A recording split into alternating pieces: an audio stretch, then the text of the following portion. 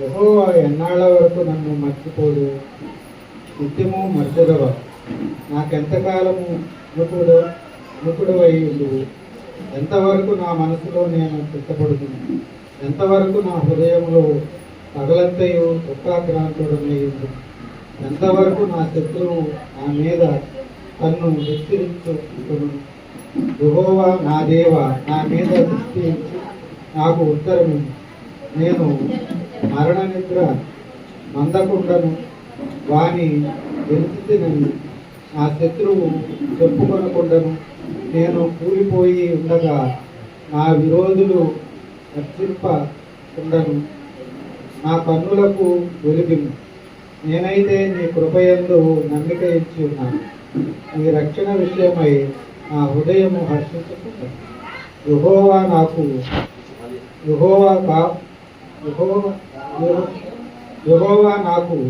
మహోపకారములు చేసి ఉన్నాడు. నేను ఆయనను కీర్తించాను.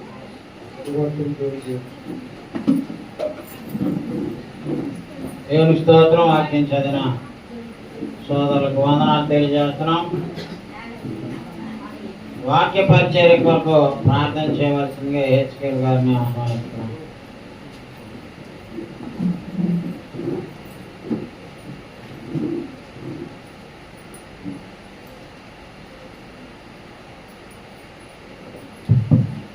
ప్రార్థన చేస్తున్నాను. ప్రభా పరిశుద్ధ ప్రేమ దయగల మా తండ్రి, గత వారం నుంచి ఆయన ఇవాళ వరకు చూడటం ముఖ్యంగా నాయన అది మాకు కావాల్సినట్టు ఆత్మీయమైన గ్రహించమని ఆయన నీ వాక్యం ద్వారా నాయన బలపరచమని, ఈ వాక్యం ద్వారా నాయన తెలియజేసుకునే గొప్ప వాక్యం మాకు గ్రహించమని, అన్ని విషయాల్లో ఆయన మీరే మాకు ఆయన ఇందులో రావాల్సిన బిడ్డలు ఆయన సహాయించమని, ముఖ్యంగా ఆయన మేమందరం కూడా ఆయన మరి వేసవకాలం కాబట్టి ఎండ తీవ్రతలు ఎక్కువగా ఉంటాయి కాబట్టి ఆయన మేమందరం కూడా సమయానికి వచ్చి ఆయన దేవుడిని ఆత్మతో సత్యంతో ఆయన నిజమైన దేవుడిని ఆరాధించుకుని భాగ్యం మాకు గ్రహించమని, ముఖ్యంగా ఆయన నిజమైన దేవుడిని త్వరగా తెలుసుకునే భాగ్యాన్ని చేస్తున్నాను. రావాల్సిన బిడ్డలు అందరూ త్వరగా రావడానికి సహాయించాలి. అన్ని విషయాల్లో నాయన మీరే మాకు తోడైన యేసుక్రీస్తు నామంలో మనలన్నీ కూడా మీతో మాట్లాడుతాను. మీ అందరికి వందనాలు. దేవుని స్తోత్రం. మీ అందరికీ వందనాలు.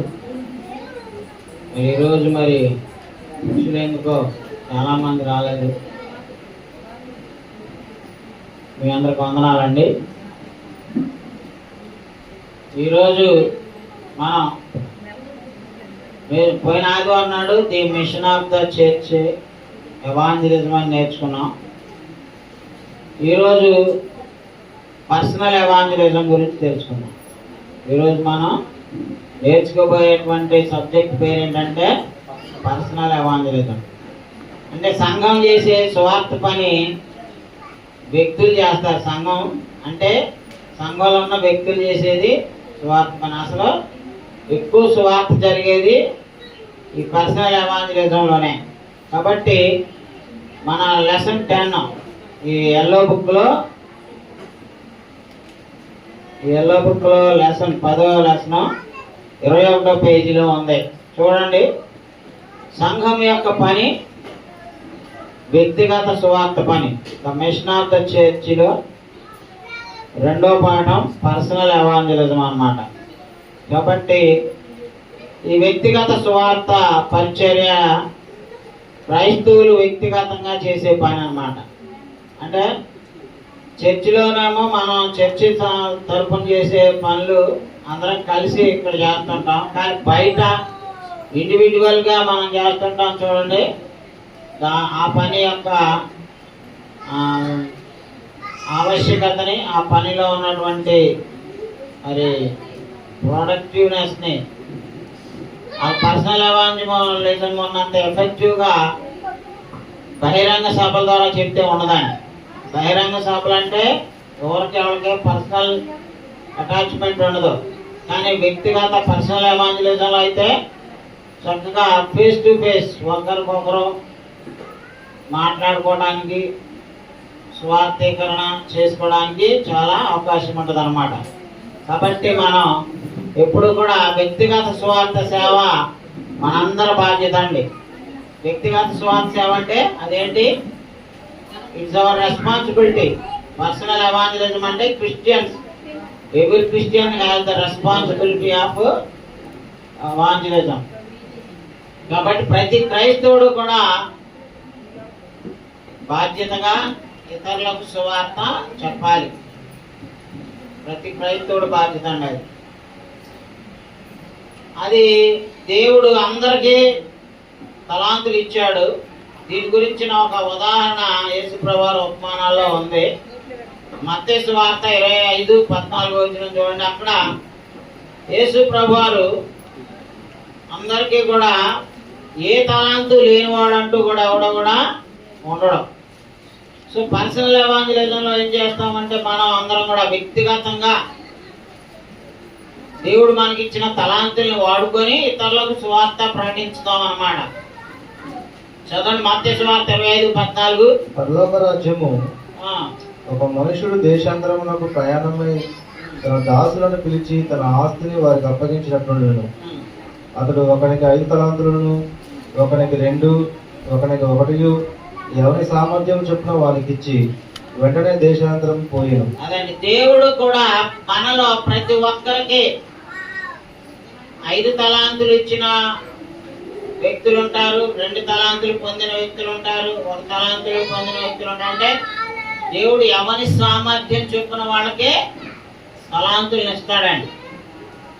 ఏ తలాంతు లేని వారు ఎవరు కూడా లేరు. ప్రతి ఒక్కరిలోనూ దేవుడు ఒక తలాంతుని ఉంచుతారు. దాన్ని ఉపయోగించుకోవడం మన చేత అయితే ఇతరుల ఆత్మను ప్రభువులో నడిపించగలుగుతామండి. ఆ దేవుడు ఇచ్చినటువంటి ఆ సామర్థ్యాన్ని మనం సద్వినియోగం చేసుకోకపోతే మనం దేవుడిచ్చినటువంటి అవకాశాలని దుర్వినియోగం చేసుకున్న వాళ్ళం అవుతాం. దేవుడిచ్చిన తలాంతులను వాడుకుంటే ఎంత ఆశీర్వాదం ఉందో, దేవుడిచ్చిన తలాంతులను వాడుకోకపోతే ఎంత శిక్ష ఉందో కూడా మనకి ఇక్కడే తెలుస్తుంది. ఏమా, ఈ బాధ్యతను విస్మరించిన వాళ్ళకి వచ్చే పనిష్మెంట్ ఏంటి? 5 తలాంతులు తీసుకున్నాడు, ఏం చేశాడు? మరి 5 తలాంతుల్ని సంపాదించాడు. 2 తలాంతులు తీసుకున్నాడు కూడా మరి 2 తలాంతుల్ని సంపాదించాడు. 1 తలాంతు తీసుకున్నాడు ఉన్నాడు, ఆడేం చేశాడు? ఆ తలాంతుని వాడకుండా తీసుకెళ్లి భూమిని తవ్వి దానిలో కప్పు పెట్టేసేసాడు. మరి వాళ్ళ దేవుడు ఏం చేశాడు? తర్వాత 24 నుంచి చదవండి. అక్కడ వాళ్ళ దగ్గర లెక్క చూస్తానికి వస్తున్నాడు. ఇప్పుడు మనందరికి కూడా లెక్క ఉండదండి. దేవుడు వదిలిపెడతాడు అనుకో. మేము క్రైస్తవులం అయ్యాం, బాప్తిసాలు పొందాం, ఆదివారం వచ్చి గుళ్ళో కూర్చొని ఆమెనని వెళ్ళిపోతాం, ఇంకంతే మన డ్యూటీ అనుకుంటున్నారా? మీరు ఆత్మను సంపాదించకపోతే నీకు పనిష్మెంటే, నాకు పనిష్మెంటేనండి. ప్రతి ఒక్కళ్ళు ఏమా అది బాప్తిసం పొందాం, రక్షణ పొందాం, ఆదివారం వచ్చి ఆమెనని వెళ్దాం, ఇంతే నా క్రైస్తవుని రెస్పాన్సిబిలిటీ. ఏమా బాప్తిసం పొందాక ఇక అంతటితో అయిపోయిందా మన డ్యూటీ? ఆదివారం వచ్చి వెళ్ళటమేనా మన డ్యూటీ? కాదండి, అంతకు మించిన బాధ్యతలు చాలా ఉన్నాయండి. అదేంటో చెప్తున్నాడు ఇక్కడ 24 నుంచి చదవండి. తర్వాత 1 తలాంతు తీసుకుని వాడును వచ్చి 1 తలాంతు తీసుకొని వాడును వచ్చి అయ్యా అయ్యా నీవు విత్తని చోట పోయేవాడును, నీవు విత్తని చోట కోయేవాడవును, చల్లని చోట పంట కూర్చుకుని వాడవునైనా, చల్లని చోట పంట కూర్చుకుని వాడవునైనా కఠినుడవని నేను ఎరుగుదును. కనుక నేను భయపడి వెళ్ళి నీ తలాంతును భూమిలో దాచిపెట్టి తిని ఇదిగో నీది నీవు తీసుకునమని చెప్పాను. ఏమండి, రెండో మరి అందరిని లెక్కడిగినప్పుడు 5 తలాంతులు మరి 5 సంపాదించాడు.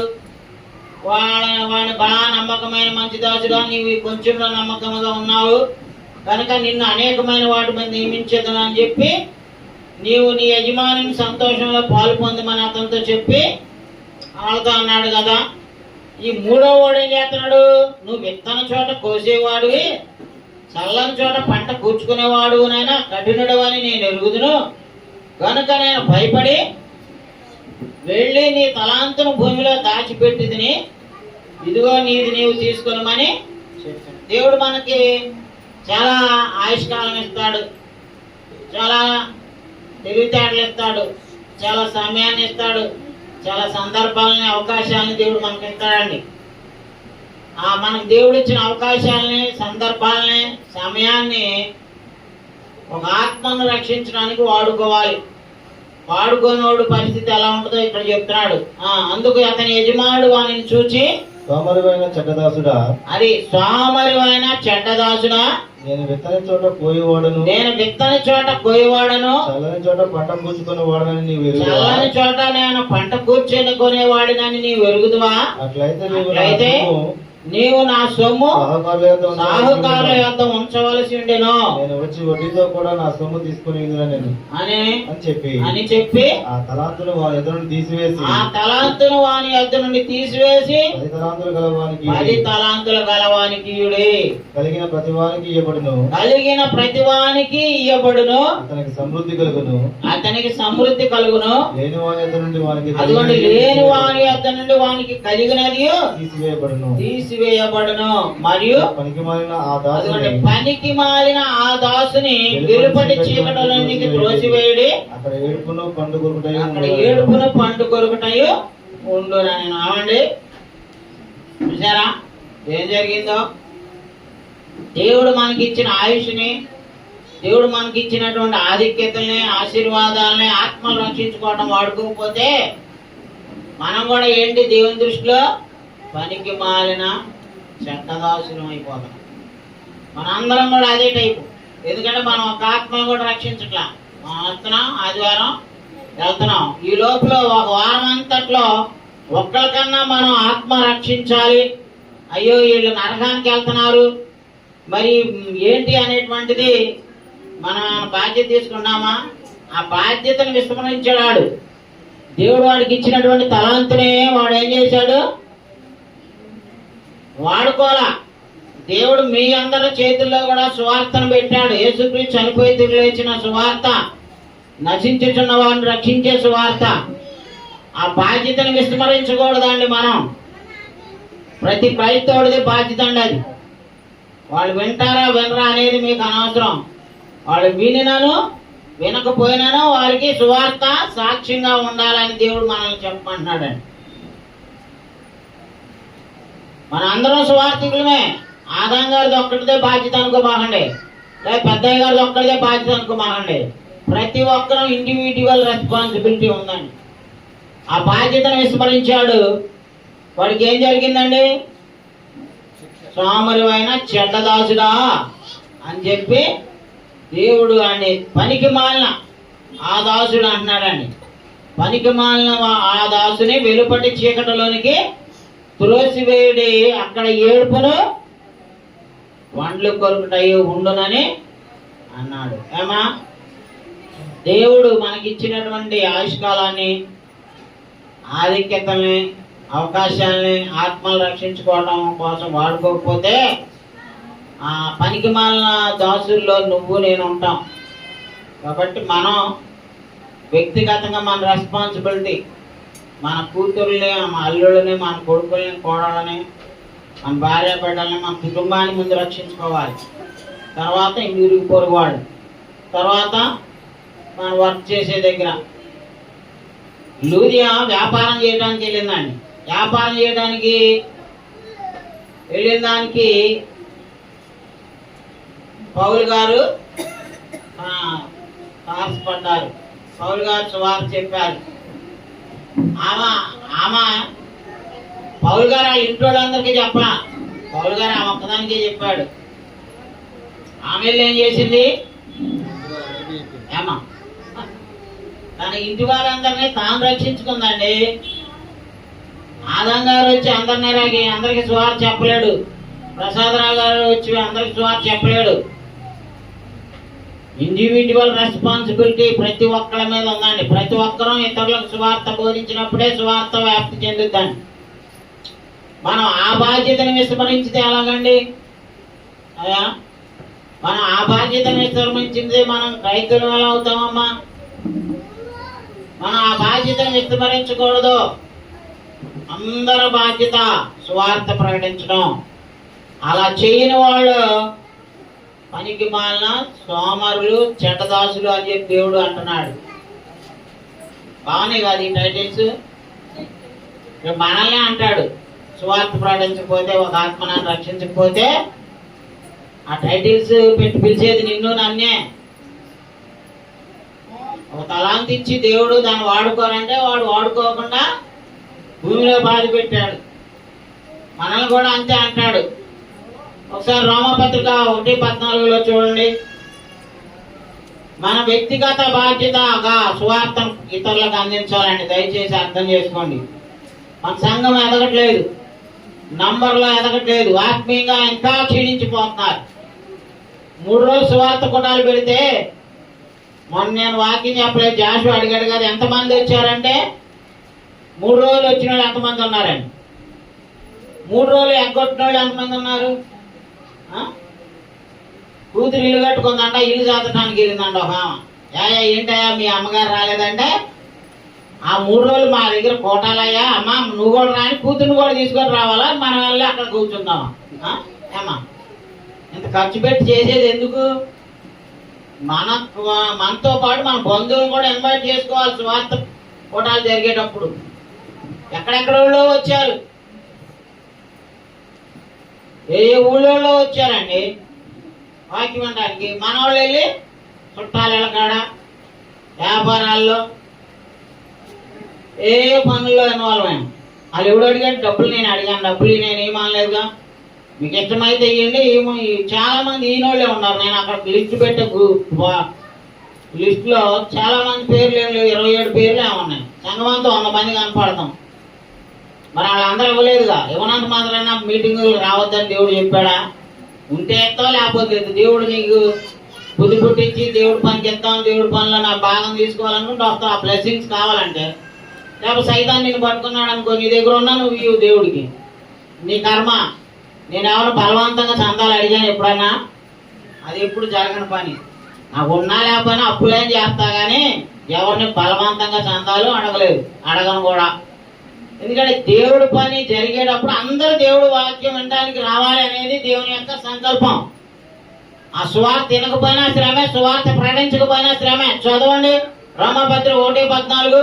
గ్రీసు దేశస్తులకును గ్రీసు దేశస్తులు కాని వారికి, అదే గ్రీసు దేశస్తులకును గ్రీసు దేశస్తులు కాని వారికి, జ్ఞానులకును మూఢులకును నేను రుణస్తుడను కాగా నా వలనంత మట్టుకు రోమాలోని మీకును సువార్త ప్రకటించడం సిద్ధంగా ఉన్నాను. సువార్త ప్రకటించాల్సిన రుణం మన మీద ఉందండి. ఆ రుణం తీర్చుకోవాలంటండి సువార్త ప్రకటించడం ద్వారా. ఇంకా ఉన్నాడు, సువార్తను గురించి నేను సిగ్గుపడేవాడను కాను, ఎలాగనగా నమ్ము ప్రతివానికి, మొదట యూదునికి గ్రీసు దేశస్తునికి కూడా రక్షణ కలుగజేయటకు అది దేవుని. అదండి, రక్షించే శక్తి నీలో లేదు. అమ్మో నాకు చదువు లేదు, అమ్మో నేను పెద్ద టాలెంటెడ్ కాదు, అమ్మో నేను అంత గొప్ప అనుభవం లేదని మీరు అనమాకండి. చదువు లేని వాళ్ళే ఎక్కువ మందిని రక్షించారు. సమరయ స్త్రీకి చదువు ఉందా? ఆమె తెలిసింది కేవలం శరీరమును ఆస్పదం చేసుకొని బతికిందే కానీ దేవుడి గురించి ఆమెకు తెలియదుగా. యేసునంతకు నడిపించింది, గ్రామం అంతా రక్షింపబడింది. చదువు అవసరం కాదు ఆత్మను రక్షించాలంటే. ఒక ఆమె మొక్కజొన్న పట్లు ఇసురుకుంటా అమ్ముకుంటా కూర్చుంటే పక్కన చెప్పింది సువార్త. ఆ పక్కన దేవుడిని నమ్ముకొని చచ్చిపోయేదాకా ఆరాధనకు వచ్చిందండి. దమయంతి గారని ఒక ఆమె ఉండేది అక్కడ గురునాథం కాంపౌండ్ లో మనం ఉన్నప్పుడు. అక్కడికి వెళ్ళి పెద్దయ్య గారు చెప్పిండా, ఆదాం గారు చెప్పిండా? మన పక్కన వాళ్ళకి ఎవరు చెప్పుకుంటారు? మనమేమో వాకింగ్కి వెళ్తుంటే శ్యామ్ గారు మేము టీ తాగుతున్నాం. ఆయన మేషారి, ఆయన ఎక్కడో బాప్తిసాలు పొందాడు. ఆయన తన గురించి చెప్పాడు. నేను కూడా అది ఆలోచిస్తానయ్యా, నేను కూడా పొందుతానయ్యా అంటాడు. మాస్టర్ ఆయన పిఈడి టీచరు, కానీ ఆయన ఏదో మా శాఖలో ఎవరో ఒకరి దగ్గర బాప్తిసాలు పొందన్నాడు. అప్పుడు ఏం చెప్పాడు శ్యామ్ గారు, నేను కూడా ఇదివరకు మా శాఖల్లో పొందాను, విజయవాడలో నేను నా భార్య అక్కడ క్రీస్తు సంఘానికి వెళ్ళాం, అక్కడ ఒరిజినల్ బాప్తిసం పొందామయ్యా అని చెప్పాడు. అది కూడా నేను కూడా పొందుతానయ్యా అన్నాడు నాతో తర్వాత. ఎందుకంటే మనం వ్యక్తిగతంగా చెప్పేది, నేను ఈ స్టేజీ మీద నుంచి ఎన్నోసార్లు చెప్పా. స్టేజీ మీద నుంచి చెప్పేటప్పుడు చాలా మందికి అర్థం కాదు. ఈ చెవితో వింటాం, ఈ చెవితో చేస్తాం. యాక్చువల్గా వ్యక్తిగతంగా మాట్లాడినప్పుడు ఆ వ్యక్తిలో అది పనిచేస్తాను, ఇంపాక్ట్ ఎక్కువ. కాబట్టి వ్యక్తిగత సువార్త సేవ చాలా చేయాలండి మనం, అది మన బాధ్యత. 1 కొరింథీ 9:16 పౌలు గారు ఏం చెప్తున్నారో చూడండి. 1 కొరింథీ 9:16 ఈయన అండర్లైన్ చేసుకోవాలండి. నేను సువార్త ప్రకటించుచున్నాను, నాకు అతిశయ కారణం లేదు.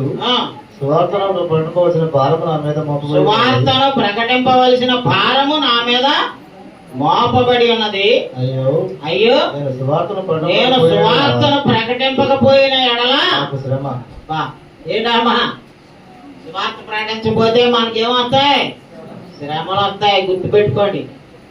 సువార్త పని చేయకపోతే, సువార్త పనిలో మనం ఇన్వాల్వ్మెంట్ తీసుకోకపోతే, సువార్త పనిలో పాలి భాగస్థం అవ్వాలి. అది చేయకపోతే మనకి శ్రమలు వస్తాయి. మనం ఆ దేవుని కొరకు ఆత్మలు సంపాదించకపోతే దేవుడు రేపొద్దున నిన్ను నన్ను లెక్క అడుగుతాడని. ఆ తర్వాత ఇంకో వచ్చిన చూడండి, మత్తయి సువార్త 5:13 ఏమన్నాడు? మనం క్రైస్తవుల మీద ఆ బాధ్యత ఎందుకుందంటే, క్రైస్తవుడు దేవుడు దృష్టిలో ఉప్పు దేనికి సాదృశ్యమో తెలుసా అండి? ఉప్పు ప్రిజర్వేషన్కే సాదృశ్యం. ఇప్పుడు పచ్చళ్ళు పడతారు, ఉప్పు బదులు పంచాలి ఏంటి, తెల్లారిపాటికి ఏమవుతుంది? బూజు పట్టిపోతుంది. అదే ఉప్పు ఏంటి, అది చెడిపోతుంది, ఎన్నాళ్ళైనా నిల్వ ఉండదు. మేము పోయిన సంవత్సరం పట్టిన పచ్చడి ఇంకా మా ఇంట్లో తీరోళ్ళు ఎవరు లేవు, బీపీలు వాళ్ళు పెద్దగా తప్ప ఎవడు తింటున్నావు ఆ పచ్చళ్ళు. ఉప్పు బట్టి అది నాడు ఉంది 5 నెలలు. అదే పంతారేసి మనకు ఉంటుందమ్మా. సో క్రైస్తవుడు కూడా తనతో ఉన్న వారిని, తన కుటుంబ సభ్యుల్ని, తన ఇరుగు పొరుగు వారిని, తన బంధువుల్ని, తన గ్రామస్తుల్ని, తన స్నేహితుల్ని రక్షించుకోవడానికి నువ్వు ఉప్పుగా పోల్చబడ్డావు. దేవుడు నిన్ను ఏమని పోల్చాడండి? 5:13 చూడండి. మీరు లోకమునకు ఉప్పై ఉన్నారు. ఉప్పు నిస్సారమైతే అది దేని వలన సారము పొందును. అది బయట పారవేయబడి మనుషుల చేత త్రొక్కబడుటకే గాని దేనికి పనికిరాదు. అదండి, ఉప్పు నిస్సారం అయిపోయిన ఉప్పు మనం. అందుకే మన వల్ల ఒక ఆత్మ దేవుడి దగ్గరికి రాట్లా. సారం కలిగిన ఉప్పు లాగున్నాం అనుకోండి, సెన్సార్ అయితే సరిపోతాయి. సారం లేని ఉప్పు ఉందనుకోండి, వానకు తడిసి సారం అంతా పోయింది, పత్తా పోయింది, వచ్చిద్దా? టేస్ట్ రాదు. సో మనం క్రైస్తవులుగా సారం కలిగిన ఉప్పు బతకాలండి. ఏమన్నాడు? మీరు లోకమునకు ఉప్పు అన్నారు. ఉప్పు నిస్సారం అయితే అది దేని వలన సారము పొందును?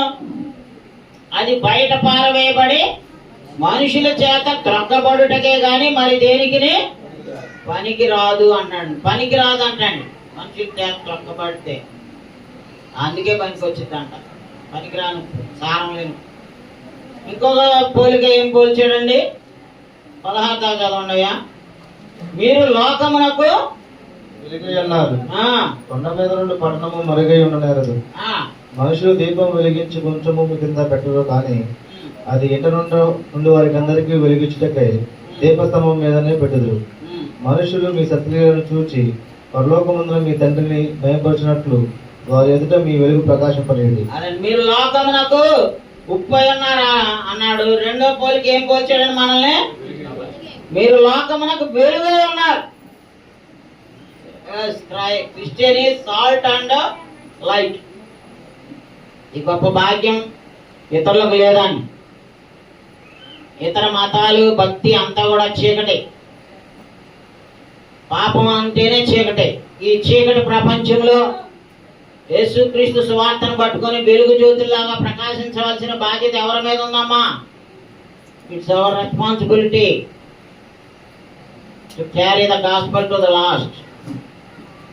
నశించిన ఆత్మలకి సువార్త మోసుకెళ్ళి అందించి రక్షించాల్సిన బాధ్యత ఎవరిది?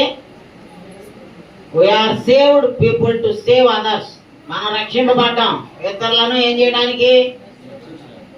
రక్షించడానికి. అది నేను ఎజ్కేలంకి వెళ్ళాను అనుకోండి, ఆయన ఎవరినైనా సరే కదిలించి మరి వారు చెప్తాడు, అయ్యా ఏసే గారు పెట్రోల్ బంక్ మనకు పెట్రోల్ పోసే వాళ్ళకి చెప్తాడు, అయ్యా ఏసే గారు నమ్ముకోండి అంటాడు. ఎక్కడికి వెళ్ళినా సరే మనం రియల్ ఎస్టేట్లో ఏం చెప్తున్నాం మరి, ఆయన ఇరుగుపూరు కూడా వాళ్ళ తోట వాళ్ళకి ఏం చెప్తున్నాం మరి. ఇవాళ యేసుక్రీస్తు వార్త చెప్తే వాళ్ళు ఎక్కడున్నారండి? ఎవరికాడు మత పిచ్చి బట్టి మత పిచ్చి ఎక్కించుకోమని రాజకీయ నాయకులు కూడా ప్రేరేపిస్తున్నారు. క్రైస్తవులు అంటే కదా మతం అని అనుకొని ముద్రేశారు. నో, ఇది ఎవ్వరి మతం కాదండి, ఇది అందరు రక్షణ మార్గం. అది అర్థం కాకుండా మాట్లాడేసినంటే సువార్త మహిమ వారికి ప్రకాశింపకుండా నిమిత్తము ఈ యుగ సంబంధమైన దేవత అనగా అపవాది అవిశ్వాసులకు మనోనేత్రాలకి గురుడితనము.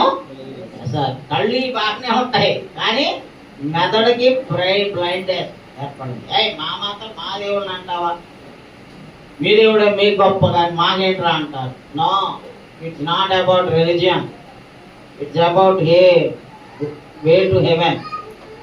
ఇది భక్తి. క్రైస్తవ్యం అనేది మతంగా కొంతమందికి వాళ్ళు లిమిట్ చేసి కొంతమందిని అంటరాని వాళ్ళుగా భావించి ఆడ దేవుడుగా ముద్రేసి వాళ్ళ పబ్బం గడుపుకుంటున్నారండి ఈ మతాధిపతులు. ఎందుకంటే వాళ్ళు మారిపోతే క్రైస్తవ్యంలోకి వాళ్ళ బతుకు తిరిగిపోతుంది కాబట్టి వాళ్ళకి అయ్యని ఏ మూఢనమ్మకాల్లో అడ్లు ఇట్లని బంధించేశారు. సో వెలుగు క్రైస్తవుడు. ఇదివరకు మన దేశంలో మూఢాచారాలు ఉండేవి. భర్త చనిపోతే భార్యను కూడా అదే స్థితిలో, మరి ఆ మూఢాచారాలను తీసేసింది ఎవరో? క్రైస్తవుడు విలియం బెంటింగ్ అని ఆయన. ఆ మూఢాచారం తప్పురా బాబు, భర్త చచ్చిపోతే భార్యను కూడా అందులో పెట్టి కాలవడం ఏంట్రా, మళ్ళీ అది పెద్ద పండగలాగా వాళ్ళ ఊరు వాళ్ళందరూ అక్కడ ఎగురుతూ ఉండేవాళ్ళు. బతికున్న ఆహాకారాలు ఇంకా చచ్చిపోయేదాకా కాలుతూనే ఉండేవాళ్ళు. అంత మూఢనమ్మకాల్లో ఉన్న అజ్ఞానంలో ఉన్న వాళ్ళకి మనం ఏం చేయాలండి? సత్యమైన వెలుగుని అందించడానికి దేవుడు నిన్ను నన్ను ఏమని పోల్చాడమ్మా? You are the light of the world,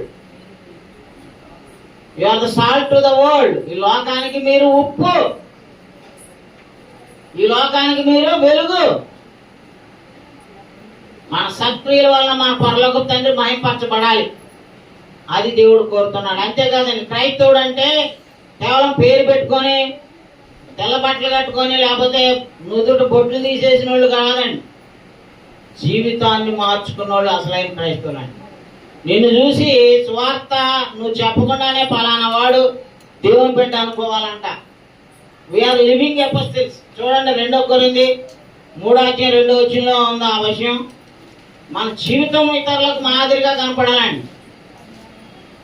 పలానా ఆదాం అంటే వీడు తాగుబోతు కదా, వీడు మోసగాడు కదా, అన్ని అబద్ధాలే చెప్తాడు కదా, వీళ్ళు అన్ని తప్పులే ఉన్నాయి అనుకోండి, నేను క్రైస్తవుని నా వల్ల దేవుడికి మహిమ వచ్చిందా?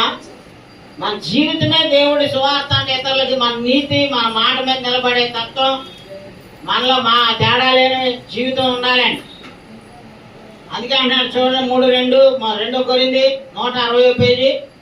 మా హృదయముల మీద వ్రాయబడి ఉండి మనుషులందరూ తెలుసుకొనుచు చదువుకొనుచున్న మా పత్రిక మీరే కారా, రాతి పలకల మీద గాని సిరాతో గాని వ్రాయబడక మెత్తని హృదయములు అను పలకల మీద జీవము గల దేవుని ఆత్మతో మా పరిచర్య మూలంగా వ్రాయబడిన క్రీస్తు పత్రిక ఉన్నారని మీరు ఏర్పరచుకొనుచున్నారా? చూసారండి, క్రీస్తు పత్రిక. క్రైస్తవుడు అంటే వేర్ ఆల్ ఎపిస్టిల్స్ ఆఫ్ క్రైస్ట్. క్రీస్తు పత్రిక నువ్వు నేనండి. నీ జీవితంలో తగాదాలు, అసూయ, ద్వేషం, తగ్గించుకునే స్వభావం లేకపోవడం, శత్రుత్వం, ఏది అబద్ధాలు, మోసాలు ఏనో నేను బయటోడు నిన్నే ఏమంటాడు? పలానాడు పెద్ద చెప్పొచ్చు, ఆడు చెప్పిన మాట నిలబడి ఆడు మోసగాడు, ఆడు అబద్ధికుడు, ఆడు తాగుబోదు, ఆడు వేపిచాలి, ఆడు దొంగ అని మనం బూతులు తిడతారు. మనం ఒకటి గురించి చెప్తే ఆ వ్యక్తిని గురించి పలానోడు మావాడు మా దేవుని బిడ్డ అని చెప్పామనుకోండి, నిజమేనయ్యా, ఆయనలో చాలా నీతి ఉందయ్యా, ఆయన మంచోడయ్యా, ఆయన అబద్ధం అంటయ్యా, ఉన్నమాట మీద నిలబడతాయని రావాలి. అది ఒక ఆత్మ క్రీస్తు దగ్గరికి రావాలంటే ఆ వ్యక్తి, ఆ క్రైస్తవుడు అనేవాడు, క్రైస్తవురాలు మీరు ఎలా జీవించాలమ్మా? నూజివీడు అలుదిక్కుల నుండి వస్తున్నారు కదా, మిమ్మల్ని చూసి మీ పక్కన వాళ్ళు ఏమనుకోవాలి? అబద్ధికులు, మోసగాళ్ళు, అసూయపరులు, తగాదాడుకుంటారు, తన్నుకుంటారు, గుద్దుకుంటారు, ప్రేమ లేదు అని అనుకుంటే వాళ్ళని ఏమనుకుంటారు? దెయ్యం పిల్లలు అంటారు. దెయ్యం పిల్లలు అనుకోరు. మన పక్కన వాళ్ళు మన నుంచి ప్రేమ వెళ్ళాలి. వాళ్ళ నుంచి మనకు శత్రుత్వం వచ్చినా, వాళ్ళు మనల్ని ఎంత ద్వేషించినా, వాళ్ళు మనల్ని ఎంతగా మరి అసూయపడినా, మనం మాత్రం వాళ్ళకి ఏమి ఇవ్వాలి? క్రీస్తు పత్రికలం. మనం క్రీస్తు పత్రికలం. అది ఫలానా సహోదరుడు సహోదరి దేవుడు నమ్మిన బిడ్డలంటే మీరు క్రీస్తుతో కూడా ఉన్నవారని గుర్తెరగాలి. అరే గుండు, లోన్ కూర్చోరా, కొత్తగా అట్టమంటావు నువ్వు. కూర్చో, నీకు మీ అమ్మమ్మ క్రమం నేర్పలా, పీకుతే నేనైతే పీకుతా నిన్ను.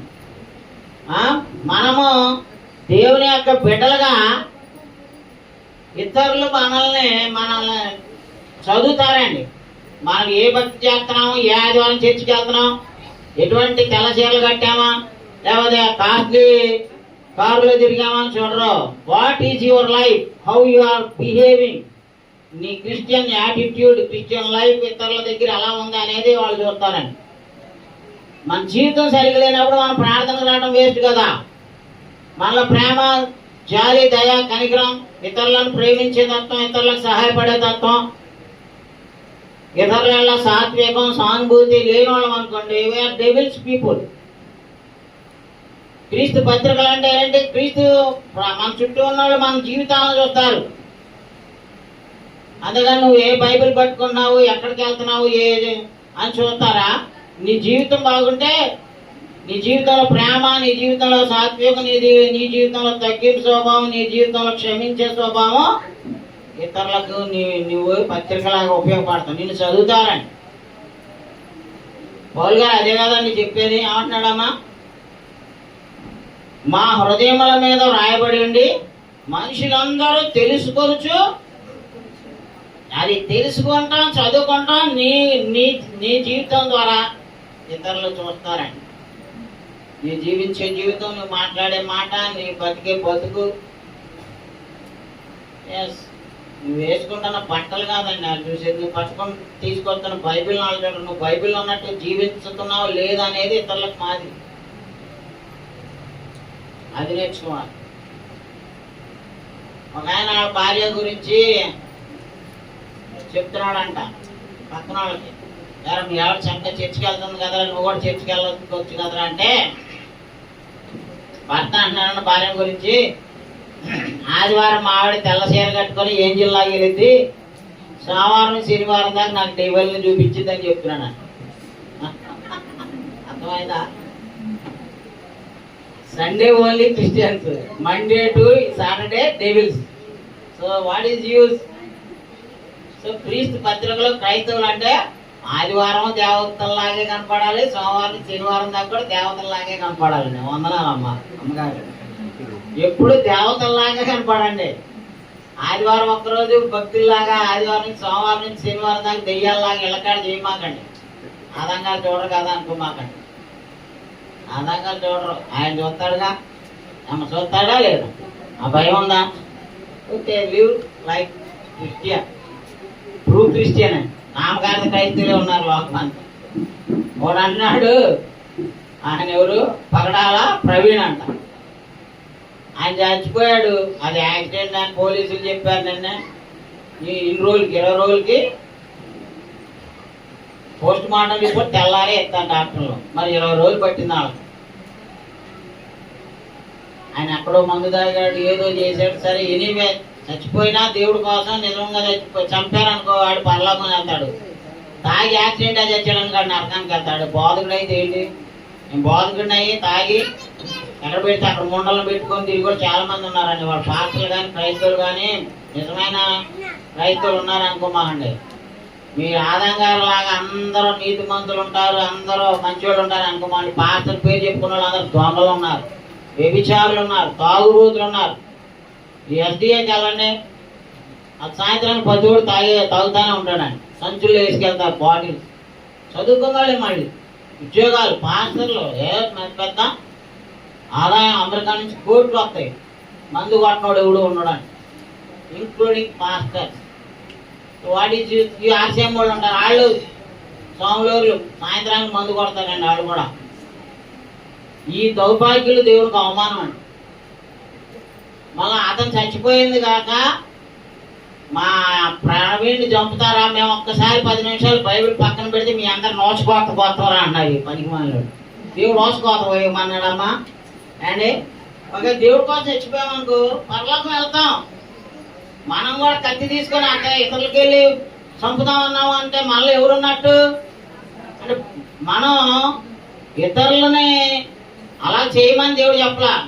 ప్రపంచం నిండా క్రైస్తవ దేశాలు ఎక్కువ. అమెరికా, రష్యా కాదు, రష్యా, చైనా కమ్యూనిస్ట్ దేశాలు, యూరోపియన్ కంట్రీస్ అని క్రైస్తవులే. వాళ్ళు నిజంగా దేవుడు బిడ్డలు కాబట్టి వాళ్ళు సహాయం చేస్తారు, చదువులకు సహాయం చేస్తారు, అనాథలకి, విధవరాళ్ళకి, పోలియో ఇంజక్షన్ ఉంటాయి చూసారు, అవన్నీ క్రైస్తవులు ఇచ్చిన డబ్బులే. క్రైస్తవులు యంత్రాలు కనిపెడతాయి, క్రైస్తవులు విమానాలు కనిపెడతారు, మనవాళ్ళు ఏమి కనిపెడతారు తెలుసా? ఓం బూమ్ బుష్ మంత్రాలు కనిపెడతారు. ఈ పనికి మనవాళ్ళు వాళ్ళు ఈ తప్ప ప్రజలకు మేలు చేసేది ఒక్కడు కనిపెట్టాడా? ఇవన్నీ కనిపెట్టింది మన క్రైస్తవులే. లైట్లు కానీ, రోగాలకు వైద్యాలకు మందులు కానీ, ఈ ఫార్ములాస్ ఇవన్నీ, కెమిస్ట్రీ, ఫిజిక్స్, ఎవ్రీథింగ్. సో క్రైస్తవుడు అంటే ఒక సుబుద్ధి కలిగిన వాడుగా, క్రైస్తవ ఆత్మ ఫలాలు ఫలించేవాడుగా ఉండాలని దేవుడు కోరుకుంటున్నాడు. ప్రేమ, సమాధానం, సంతోషం, దీర్ఘశాంతి ఇవి కావాలి. క్రీస్తు పత్రికలాగా నిన్ను నన్ను, నా జీవితాన్ని, నీ జీవితాన్ని చూస్తానండి. మనం ఎంత బోధలు చేసాం, ఏ కోట్లు వేసుకున్నాం, ఏ కారులో తిరిగాం, అవన్నీ డంబాచారాలు తీసి పక్కన పెట్టు. అసలైంది బాగుండాలండి.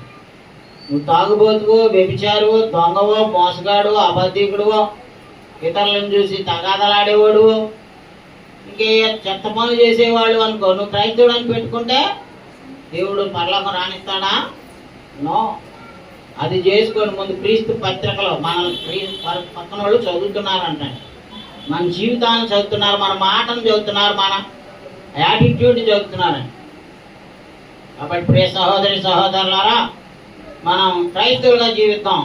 వ్యక్తిగత పరిచర్య ఎలా చేయాలి? అపోస్తుల కార్యంలో చూడండి, 8:1 నుంచి చదవండి.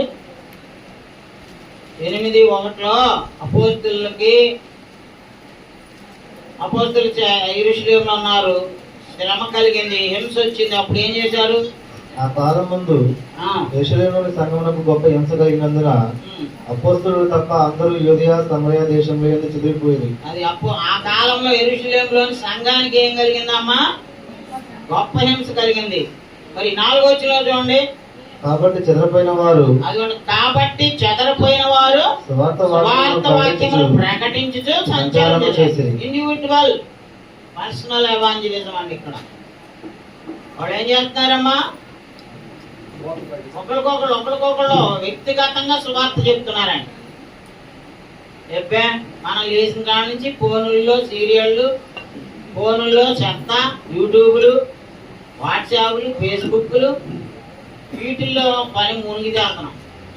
పిల్లలు కూడా అండి, ఆడికి సెల్లిచ్చి ఆడి పాపం చూసుకోవాలని ఆడికి నేర్పుతున్నారు పిల్లలకి తల్లిదండ్రులు. ఒక అమ్మాయి చదువుకుంటుంది, కొత్తగా ఫోనే చూస్తున్నావు ఏంటని తల్లిదండ్రులు తిట్టారంట. అక్కడ ముస్లిం దగ్గర ఎక్కడో ఆ పిల్ల ఆత్మహత్య చేసుకున్నారు. ఫోన్ వద్దన్నాను తల్లిదండ్రులు. వాళ్ళు మంచి చెప్పడం కూడా తప్పైపోతున్నాయి. ఏమా కొట్టే అధికారం ఉందా? ఎవడన్నా పిల్లలు స్కూల్లో తప్పులు చేస్తారనుకోండి, కూతురు మాట్లాడుతున్నారు, కొట్టేవాళ్ళు ఉన్నారు, దొంగతనాలు చేస్తున్నారు. టీచర్స్ పిల్లల్ని కొట్టే ధైర్యం చేయట్లేదండి. కొడితే తల్లిదండ్రులు వాళ్ళ మీద పోరాడుతున్నారు. మా రోజుల్లో అయితే పెచ్చకొరుడు కొట్టేవాడు నన్ను పెద్దయ్య గారు. ఇప్పుడు ఆ ధైర్యం చేస్తున్నారని మీ తల్లిదండ్రులు ఎవడైనా ఎవడు వాళ్ళని అవుతా?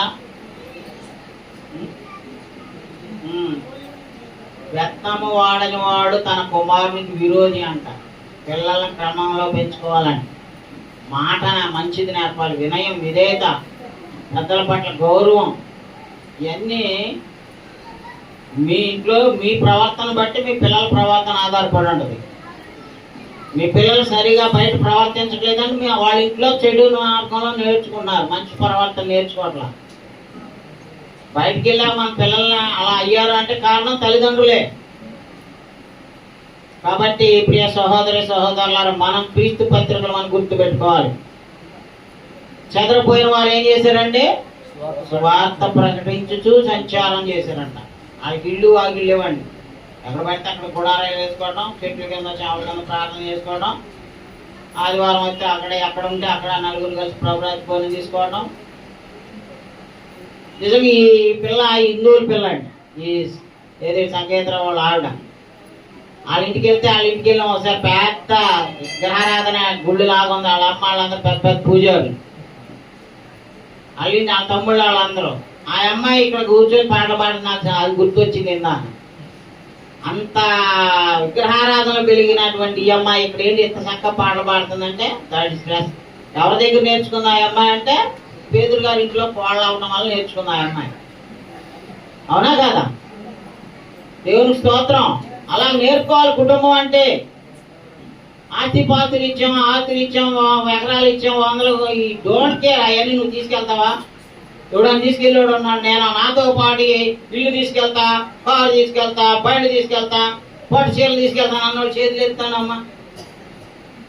ఎవరైనా అయితా భక్తి నేర్పుకోవాలి మన పిల్లలకి.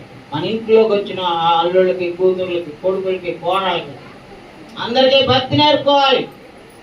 క్రీస్తు పత్రిక అంటే అది. క్రైస్తవ్యం వ్యక్తిగతంగా స్ప్రెడ్ అవుద్ది, ఆదాం గారి వల్ల స్ప్రెడ్ అవుదండి.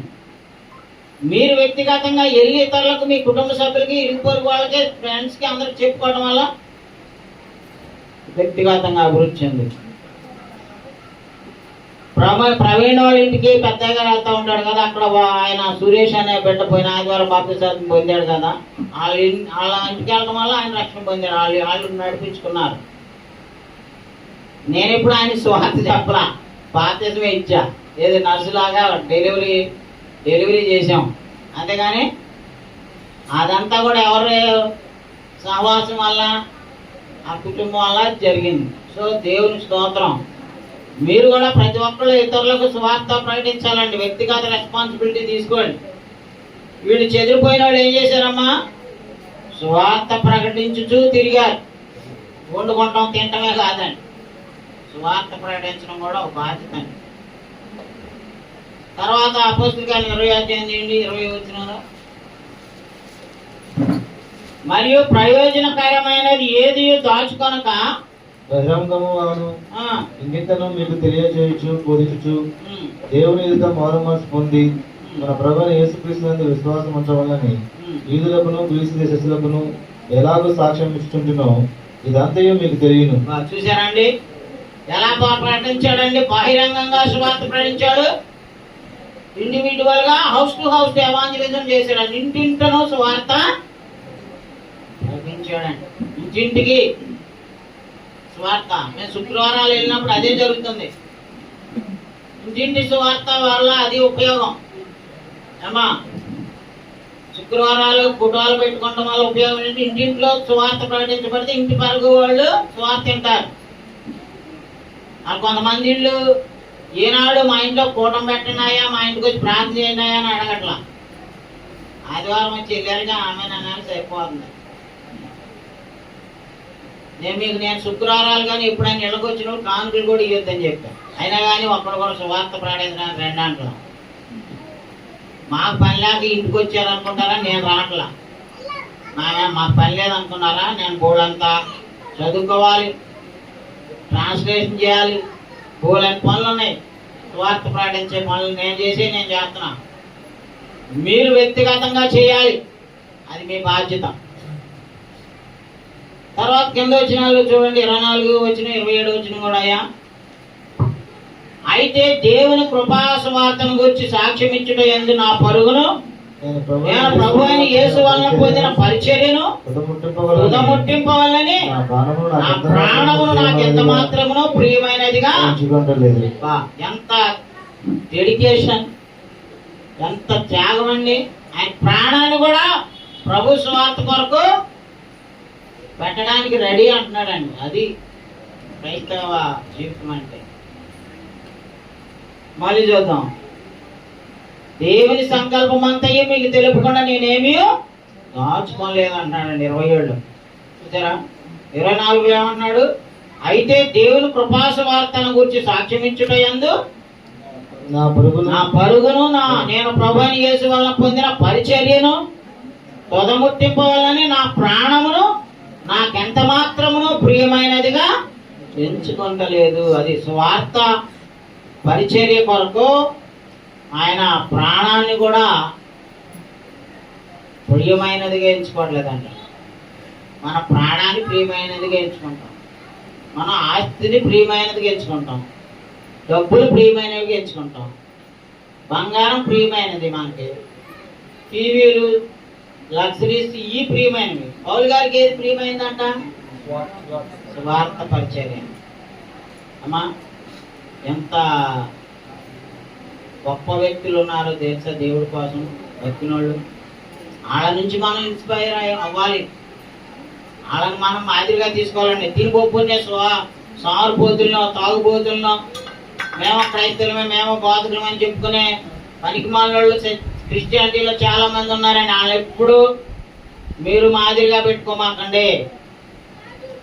ఒక క్రైస్తవుడు అంటే పౌలు గారు, అపోస్తులు ప్రభు కొరకు ప్రాణాలు పెట్టారు చూసాడా, ఆత్మసాక్షులయ్యారు. క్రిస్టియన్ పర్సనల్ ఎవాంజలిజం అనేది it's our responsibility, individual responsibility. దయచేసి మీరు మీ బాధ్యతని నిర్వర్తించండి అమ్మా. కాబట్టి తర్వాత ఇతరులను సువార్తను పంపించినప్పుడు కూడా సువార్తలో పాలుభాగవుతున్నాడు. ఇప్పుడు ఫిలిప్పీలు ఉన్నారు, పౌలు గారిని పంపించారు సువార్తకి. వాళ్ళు ఏమని రాస్తున్నాడు చూడండి. ఫిలిప్పి 1:3, ఫిలిప్పి పత్రిక 1:3 చూడండి. మొదటి దినము నుండి ఇదివరకు స్వార్థ విషయంలో నేను నాతో పాలువారిని చూచి మీలో ఈ సత్క్రియను ఆరంభించిన వాడు యేసుక్రీస్తు దినం వరకు దానిని కొనసాగించునని రూఢిగా నమ్ముచున్నాను.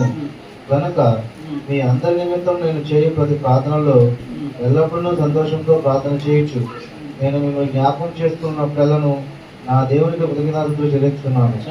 ఇక్కడ ఏమంటున్నాడండి? మొదటి దినము నుండి ఇది వరకు సువార్త విషయంలో మీరు నాతో పాలివారై ఉన్నారు.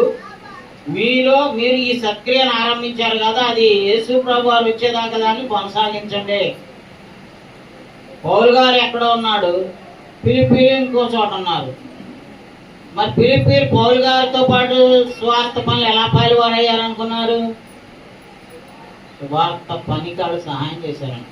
ఆయనకు కావాల్సిన బట్టలు, ఆయనకు కావాల్సిన పెన్ను, ఆయనకు కావాల్సిన తిండికి కావాల్సిన జైల్లో ఉన్నాడండి పౌలు గారు. ఇది ప్రెజెంట్ ఎప్పుడు తెలుసు. జైల్లో ఉండి రాస్తున్నాడు. అక్కడెక్కడో ఉండి సువార్త పనుల కోసం జైల్లో ఉన్నవాడికి ఎక్కడో ఉన్న ఫిలిప్పీలు కానుకలు పంపించారు. డబ్బు, వస్తువులు, బట్టలు అన్నీ. ఇప్పుడు ఆయన చేసే సువార్త పని బ్లెస్సింగ్స్ ఎవరికి వెళ్తున్నాయి? ఫిలిప్పీలకి వెళ్తున్నాయి. స్వార్థ మీరు చేయలేకపోవచ్చు. ఉద్యోగాలు చేసేవాళ్ళు ఉంటారు, లేకపోతే వ్యాపారాలు చేసుకునే వాళ్ళు ఉంటారు, ఏదో కూలీనాలు చేసుకున్నారు. మీరు ఏం చేయగలుగుతారు? మేము ఎక్కడికైనా వెళ్తుంటే మాకు సువార్త పనికి మీరు సహాయం చేశారనుకోండి, మాతో పాటు మీరు మా సువార్త పని బ్లెస్సింగ్స్ మీకే. వీళ్ళు మొదటి దినాన ప్రారంభించి కొన్ని నెలలో సంవత్సరాల నుంచి మధ్యలో ఆపేయాలి. వీళ్ళు అది చచ్చిపోయేదాకా దేవుడి పని ముందు నువ్వు తింటమైన మానే కానీ దేవుని పనికి ఇటు మానేయకూడదని. నువ్వేదో నువ్వు లోన్లు ఎక్కువైనా టీడీ పాటలు కట్టాలి, అవి కట్టాలి, ఆ డబ్బులు ఇడిపోతుంది, ఈ డబ్బులు ఇడిపోతుంది, ఉన్న డబ్బులు సందా ఇస్తే నేనేం బతకాలనుకునే వాళ్ళు క్రైస్తవులు అవరండి. నీకు అవన్నీ ఇంపార్టెంట్ అవుతున్నాయా? 20,000 చీటీ కడుతున్నావు, 20 రూపాయలు సందా వేస్తున్నావు. మరి నీకు 20,000 కడతానికి నీకు ఆరోగ్యం దేవుడిపోతే నువ్వు కట్టగలుగుతావు ఆ చీటీ? మరి దేవుడికి ఏమి ఇస్తున్నావు? దేవుడి పనులు నువ్వు పాలువారు అవ్వాలంటే ఏంటి? వాటన్నిటికంటే ఎక్కువ బాధ్యత స్వార్థేనండి. పౌలు గారు అందుకే ఫిలిప్పీలు మెచ్చుకుంటున్నాడు. అయ్యా మీరు నాతో పాలువారయ్యారు, ఎందుకంటే నేను సువార్త ప్రకటిస్తున్నాను అంటే మీరు నాకు ఎక్కడున్నా, నేను ఎక్కడో ఉన్నాను, ఈయన రోమా జైల్లో ఉన్నాడండి. వీళ్ళు ఫిలిప్పీల్లో ఉన్నారు. ఫిలిప్పీలో ఉన్న వాళ్ళు రోమాలో ఉన్న ఆయన దగ్గరికి చూడండి 4వ అధ్యాయంలో చెప్తాడు, ఎపఫ్రోదిత అనే ఒక మనిషికి అప్పుడేమే కొరియర్ లేవు, ఆన్లైన్ బ్యాంకింగ్ లేదు, ఫోన్ పే లేవు, జీపే లేవు, ఏమి లేవు. అయ్యా ఉన్నాయా? వాడు మన మీటింగ్లో అయినా చందాలు 15,000 ఫోన్ పే కొట్టాడు. ఫోన్ పేనే ఏదో మహేష్. ఇంకోళ్ళు కొంతమంది అక్కడ హైదరాబాద్లో ఉన్నాడు, ఆయన 5,000 పంపించాడు ఫోన్ పేలు. అప్పుడు అవన్నీ ఆ పౌరు గారికి పంపించడానికి ఫోన్ పేలు లేవు, పోస్టేజీ లేదు, ఎయిర్మెయిల్ లేదు, సీమెయిల్ లేదు. ఓన్లీ ఒక వ్యక్తిని పట్టుకొని ఆ వ్యక్తిని ఆ అరణ్యాల్లో నడుచుకుంటా వెళ్ళి కొన్ని నెలలు పట్టిందంటే ఆయన వెళ్ళి ఇవన్నీ ఇవ్వడానికి. చూడండి అక్కడ ఏం చెప్తున్నాడు 4వ అధ్యాయంలో 18లో, నాకు సమస్తమును సమృద్ధిగా కలిగి ఉన్నది, మీరు పంపిన వస్తువులు అదిగోండి మీరు పంపిన వస్తువులు అపఫ్రోదితు వలన పుచ్చుకొని ఏమీ తక్కువ నేను ఏమీ తక్కువ లేక ఉన్నాను. అవి అవి మనోహరమైన సువాసనయు దేవునికి ప్రీతికరమును ఇష్టమునైన యాగమునై ఉన్నవి అంటాడండి. అప్ప వీళ్ళు ఏం చేశారండి? పిలిపిలు ఎప్పటి నుంచో ప్రతి విషయంలోనూ పౌలు గారికి సహాయం చేస్తా ఉన్నారండి. అందుకనే పౌలు గారు వీళ్ళని ఏమంటున్నాడు, మీరు నాతో పాటు సువార్త పనిలో పార్ట్నర్స్, పాలు భాగస్తులు అంటారు. వ్యాపారాల్లో పార్ట్నర్స్ ఉంటారు, వీటిల్లోనైనా పార్ట్నర్స్ ఉంటారు, కానీ స్వార్థ పనిలో పార్ట్నర్స్ ఉంటారా? స్వార్థ పనికి సహాయం చేసే వాళ్ళందరూ స్వార్థ పనిలో పార్ట్నర్స్ అండి. నాకు మీరు ఇచ్చే కానుకలు కానీ చందాలు కానీ దేవుని పనిలో మీరు వాడుకోండి అని ఏదైతే ఇస్తున్నారో ప్రతిదీ అది మీరు నా సువార్త పనిలో నా అవసరాల్లో పాల్పుచ్చుకుంటున్నారంటే దేవుడి పనిలో మీరు యువత పార్ట్నర్. ఆ స్వార్థ పనిలో పాల్పుచ్చుకున్న వాళ్ళ పేర్లు ఎక్కడ ఉంటాయో తెలుసా? జీవ గ్రంథాలు ఉంటాయి. అది ఆదంగా లిస్టులో కాదండి. నేను మొన్న 28 మంది పేర్లు ఏమో రాసుకున్నా, ఏది చందాలు ఇచ్చిన వాళ్ళ పేర్లు. అసలైన లిస్టులో ఉంటుందంటండి, జీవ గ్రంథంలోనే మీ పేర్లు అంట. పైన ఆదివారం విన్నారు కదా జాషువా ప్రసంగంలో, ద బుక్ ఆఫ్ లైఫ్. అది ఈ పిలిపిలు అది. అందుకని పిలిపిలు దేవుని సువార్త పనిలో పాలువారై ఉన్నారు. ఇంకేమంటాడండి? 15 వచ్చిన పిలిపిలారా, సువార్తను నేను బోధింపనారంభించి మాసిదోనియాలో నుండి వచ్చినప్పుడు చదువుతున్నాను, అది ఇచ్చి విషయంలోను పుచ్చుకొని విషయంలోను మీరు తప్ప మరి ఏ సంఘపు వారును నాతో పాలువారు కాలేదని మీకే తెలియదు. అప్పటి నుంచి కూడా వాళ్ళు బాప్తిసం పొందిన దగ్గర నుంచి పౌలు గారు జైల్లోకి వెళ్ళారు. దాదాపు 30 సంవత్సరాలు. 30 సంవత్సరాల నుంచి వీళ్ళు సహాయాలు కానుకలు పౌలు గారికి పంపిస్తూనే ఉన్నారండి. First day of the conversion నుంచి వాళ్ళు చచ్చిపోయేదాకా దేవుని పనికి ఇస్తూనే ఉన్నారంట. ఇంకేమన్నాడు? ఎలాగనగా తెస్సలోనికలో కూడా మీరు మాటి మాటికి అవసరం తీర్చుటకు సహాయం చేస్తారు. అది సువార్థికుడికి సహాయం చేస్తే సువార్థికుడు చేసే సువార్థ పనిలో మీరు కూడా ఏమవుతున్నారండి? పాలువారు అవుతున్నారు. అవుతున్నారండి. స్వార్థ పనికి ఇచ్చిన వారు దేవుని దగ్గర నుంచి ఆశీర్వాదాలు పొందుతారు.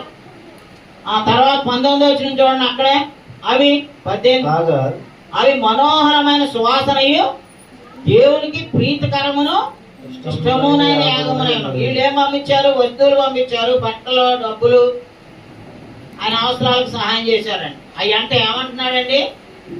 అవి దేవునికి ఎలాంటివి అంటండి అమ్మా? దేవునికి మనోహరమైన సువాసనయు దేవునికి ప్రీతికరమును ఇష్టమునైన యాగమునై ఉన్నవి. చూసారా ఎంత గొప్ప విధవరాలు అయినా కానీ మన సంఘంలో పాపం వాళ్ళు కాలు ఎత్తుంటే నాకే బాధ కలుగుద్ది. అరే మేమే వాళ్ళ ఆడిస్తారేంటని. సుమతి గారు 1000 రూపాయలు ఇచ్చింది ఈ చందా. ఎప్పుడైనా ఆమె ఇస్తున్నాను. కనకమ్మ గారు కూడా ఇచ్చింది. విధవరాండ్రు ఏమీ అయ్యి ఎవడైనా ఇస్తాడా కానుక? మళ్ళీ దేవుడికి ఇస్తామనే ఉద్దేశంతో ఇస్తున్నారండి. అవి దేవుని దృష్టికి ఎలా ఉన్నాయి అంటే అమ్మా, అవి దేవునికి ఇష్టమైన మనోహరమైన సువాసనయు దేవునికి ప్రీతికరమును ఇష్టమునైన యాగం అంటండి. What a blessing. ఏటితో పోల్చాడమ్మా మీరు ఇచ్చే కానుకల్ని, మీరు దేవుని పనిలో చూపేటటువంటి బాధ్యతతో కూడినటువంటి పార్టిసిపేషన్. అవి ఇష్టమైన మనోహరమైన సువాసనయు ప్రీతికరమును ఇష్టమునైనా యాగమునై ఉన్నవి కాగా అది. మరి ఇచ్చిన వాళ్ళకి ఏంటి? దేవుడికి తీసుకొని వదిలేస్తాడా? కాగా దేవుడు తన ఐశ్వర్యము చొప్పున క్రీస్తు యేసునందు మహిమలో మీ ప్రతి అవసరమును తీర్చును. మన తండ్రి అయిన దేవునికి యుగ యుగములకు మహిమ కలుగును గాక.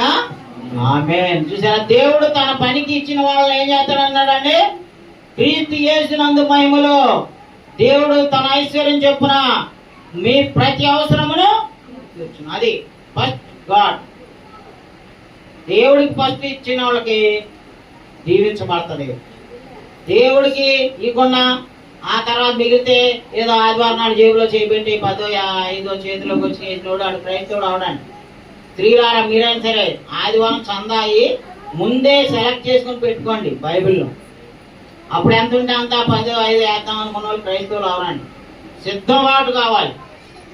మీలో ఏం చెప్పండి? ప్రతి వాడును మీలో వర్ధిల్లిన కొలది మీ అంతా కొంత సొమ్ము నిలువ చేసుకోవాలంటండి. సోమవారం శనివారం దాకా మనం ఏమైతే చేస్తున్నాం దానిలో కొంత దేవుడికి తీసి ఆదివారం వేయాలంట. అప్పటికప్పుడు చేతికి అందింది వేయటం కాదండి. ఒక ఆయన వాళ్ళ ఆవిడ 100 రూపాయలేమో చికెన్ కొనుక్కురామని ఒక జేబులో పెట్టుకోమందంట. 10 రూపాయలు చందా ఇవ్వమని ఒక జేబులో పెట్టుకోమందంట. ఈ ప్రార్థనని వాక్య విని ఆ జేబులో చేయి పెట్టుకుని ఈ జేబులో 100 రూపాయలు చందా వేసి 20 రూపాయలు అన్నాం. ఆ 10 రూపాయలతో మాసం రాదుగా. వాళ్ళ ఆవిడ ఇంటికి వెళ్ళాక దెబ్బలాడుతుందంట. అట్లాగా ప్రార్థన అంటే, భక్తి అంటే దేవుడు తన ఐశ్వర్యం చెప్పున మహిమలో మన ప్రతి అవసరం తీర్చాలంటే we have to give సాక్రిఫిషియల్లీ.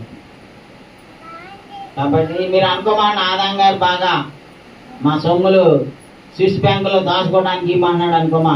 I don't need your money, I use your money for God's kingdom. దేవుని పని కొరకు వాడుతున్నాం. మీరు దీవించబడాలని. మీ ధనము దేవునికి ఇచ్చిన దాన్ని నేను దేవుని సువార్త పనికి వాడటం ద్వారా మీరు దీవించబడతారు. అందుకొరకు పౌలు గారు చెప్తున్నాడండి.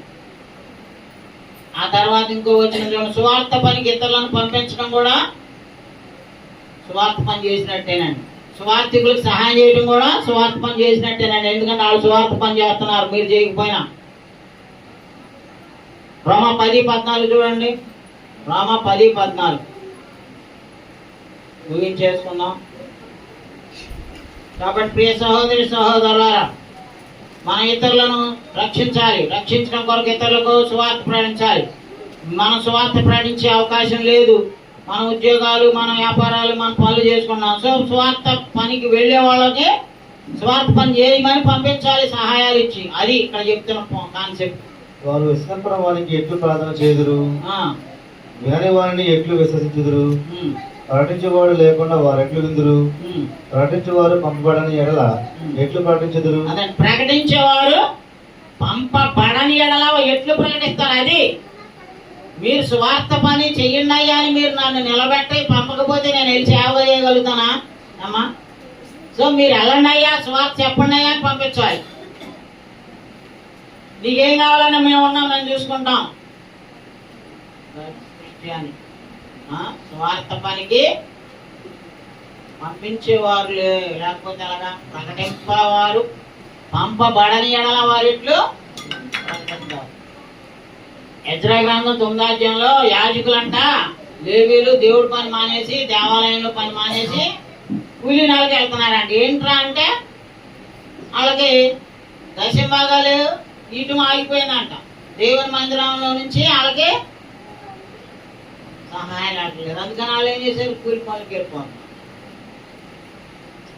ఒక ఆయన మొన్న చెప్పారు, అయ్యా ప్రాణం మీదకి వచ్చిందంటే ఒక ఆయనకి 5,000 పంపించానని. ఆయన మా సోమవారం శనివారం దాకా ఏం చేస్తాడో తెలుసా? డేవిడ్ రాజు టాబీ పని చేస్తున్నాడు. మా ఆయన మన దగ్గరికి వచ్చి ఇన్సర్ట్ వేసి పాటలు పాడి వాక్యం చెప్తాడు. మేము మన సంఘం నుంచి కూడా సహాయం పంపిస్తున్నాం ప్రతి నెల. ఎందుకంటే మనం ఇతరులకు వాళ్ళకి సువార్త వాళ్ళకి సరైనటువంటి ఆదాయం ఉంటే పనికి కూలి పనికి వెళ్తారండి, వెళ్ళరు. దేవుని పని చేయడానికి సువార్థికులు మనం సహాయం చేస్తేనే మన పరలోకంలో మన ధనం పెరుగుతుందండి, మన అకౌంట్ అక్యూములేట్ అవుతుంది. పరలోకమందు మీ కొరకు ధనము కూర్చుకొనుడి అన్నాడు, కానీ భూలోకంలో కూర్చుకోండి అన్నాడా? మీరెవరో దేవుని పనికి ఇచ్చినాం, చందాలు వేస్తున్నాం, దశంభాగాలు వేస్తున్నాం, అమ్మో మేము దరిద్రం అయిపోతామేమో ఇప్పుడు అనుకోమాట. దేవుడికి ఇచ్చిన వాళ్ళు ఎప్పుడు దీవించబడతారు, దేవుడికి ఇవ్వని వాళ్ళే దిగజారిపోతారు, దరిద్రులు అవుతారు. గుర్తుపెట్టుకోండి, దేవుడు మనల్ని ఆశీర్వదించాలి, అప్పుడు మనం గొప్ప వాళ్ళం అవుతాం. సో అదనమాట, మనం సువార్త పరిగెత్తలను పంపించడం కూడా మన బాధ్యత. కాబట్టి కోత విస్తారంగా ఉంది. ఇంకో 2 రెఫరెన్స్లు చదివి ముగిద్దాం. లోకస్వార్త 10 చూడండి. ఒకళ్ళేమో యోహాను సువార్త 4:34 తీయండి చకచకా. లోక 10:1-2 వచనాలు ఏమన్నాడో చూడండి. ఆ తర్వాత ప్రభువు 70 మంది ఇతరులను నియమించి తాను వెళపో ప్రతి ఊరికి ప్రతి చోటికి తనకంటే ముందు ఇద్దరిద్దరునిగా పంపినప్పుడు ఆయన ఏమన్నాడో చూడండి. పంపినప్పుడు ఆయన వారితో ఇట్లా ఆయనను కోత విస్తారముగా ఉన్నది కానీ కోత విస్తారముగా ఉన్నది, పనివారు కొద్దిమంది, పనివారు కొద్దిమంది. కాబట్టి కోత యజమానుని తన కోతకు పనివారిని పంప వేడుకొని అంటున్నాడండి. అది కోత విస్తారంగా ఉంది. భారతదేశంలో 140 కోట్ల మంది ఉన్నారు. సువార్త అందించే వాళ్ళు ఎంతమంది ఉన్నారండి? నేను చచ్చిపోయాక సువార్త ప్రయాణించే వాళ్ళు మీ ఇంట్లో ఒక్కళ్ళన్నా వస్తున్నారా?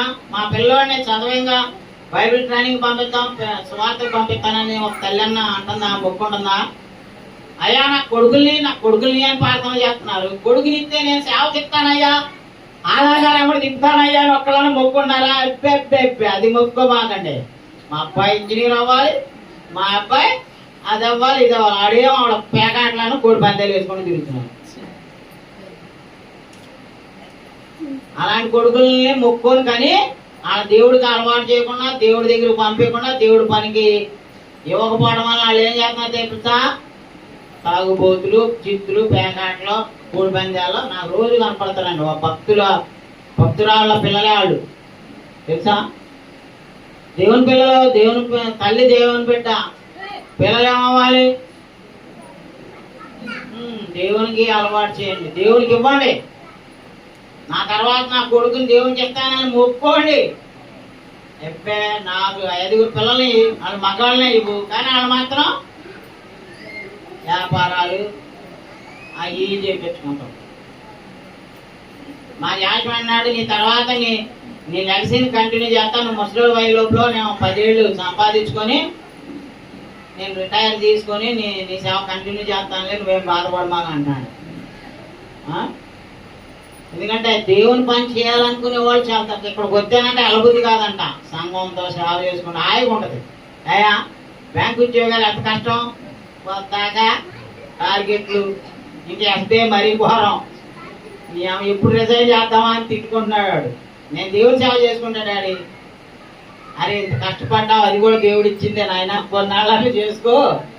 మరి నీ కొడుకుని చదివామని వాళ్ళు చదువుకోవాలని పిల్లలకి అంత లక్షల ఫీజులు రెడీ చేసుకో. కుప్పరావు నీ కూతుర్ని స్కూల్లో జాయిన్ చేయాలి. పిల్లల చదువులో లక్షలండి. మా టైంలో చాలా సింపుల్గా అయిపోయింది. వాళ్ళ త్రివిధాలోనో కుమార్లోనో ఎలాంటి ఇంగ్లీష్ మీడియంలో పిల్లల్ని జాయిన్ చేయడానికి ఎల్కేజీ ఓడికి మా అమ్మాయి 40,000 కడుతుందంట. ఎల్కేజీ ఓడి ఆడు ఏం చదివింది లేదు, సంవత్సరం అయిపోయింది. ఏబిసిడీలు కూడా రావాడు 40,000. ఇంటికాడ అమ్మ నాన్న చెప్పుకోవచ్చు ఆ ఏబిసిడీలు. సో కోత విస్తారంగా ఉంది, పనివారు చాలా కొద్ది మంది ఉన్నారు. సువార్థికుల్ని తయారు చేసుకోవాలండి. మనమందరం సువార్థికులుగా మారాలండి. మనం ఇతరులను రక్షించాలండి. మన వల్ల మేలే కానీ కీడు ఎవరికి క్రైస్తవుడి వలన కీడు ఉండదు. ఆత్మలు రక్షించుకోమని చెప్తాం. కాబట్టి ప్రియ సహోదరి సహోదరులారా, అలాగే చివరిగా యోహాను సువార్త 4:34-35 ముగిద్దాం. కోత విస్తారంగా ఉందమ్మా. లోక నిండా పాపులే ఉన్నారు. ఆ పాపములు చేసే వాళ్ళని రక్షించడం కొరకు నీతిమంతులని యేసు ప్రభువారి సువార్తను మనము ప్రకటించాలి. యేసు వారిని చూచి నన్ను నన్ను పంపిన వాని చిత్తము నెరవేర్చుటయు ఆయన పని తుదముట్టించుటయు నాకు ఆయన పని ఆహారమై తుదముట్టించుటయు నాకు ఆహారమైనది. ఇంకా 4 నెలలైన తరువాత పాతకాలం వచ్చినవి మీరు చెప్పుదురు కదా. ఇదిగో ఇదిగో మీ కన్నులెత్తి పొలములను చూడి, అవి ఇప్పుడే తెల్లబారి అవి ఇప్పుడే తెల్లవారి కోతకు వచ్చినవి మీతో ఎవరిని చూపించి చెప్తున్నాడు? ఆ ఊర్లో ఉన్న జనాలు దేవుడి దగ్గరకు వస్తున్నారు చూడు. ఇదిగో వీళ్ళంతా కోత విస్తారం అయ్యా, వీళ్ళ ఆత్మలు రక్షించయ్యా అని అపోస్తులు చెప్తున్నారు. మనం ప్రపంచమంతా సువార్త అందించలేకపోవచ్చు. మన పరిధిలో మనం చేయగలిగిన వాళ్ళకి, మన స్నేహితులకి, మన ఇంటి వాళ్ళకి, మన ఇరుగు పొరుగు వాళ్ళకి, మన జీవితం ద్వారా, మన ప్రేమ ద్వారా క్రీస్తు సువార్తను అందించి ఆత్మల్ని రక్షిద్దాం. Thank you. వందనాలు. God bless.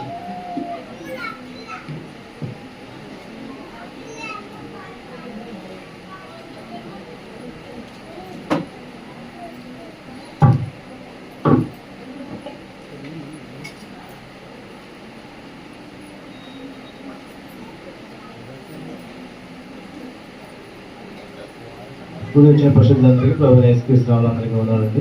ఇప్పటివరకు మన సహోదరులు పరిశుద్ధ లేఖనాల్లోంచి మన పర్సనల్ ఎవాంజలిజం ప్రతి ఒక్కరు కూడా ప్రభు పనిని చేయాలని, వ్యక్తిగతంగా సువార్త ప్రకటించాలని అనేటువంటి విషయాలను మనకు వివరించినందుకు సహోదరులకు సంఘంతో వందనాలు తెలియజేస్తున్నాను.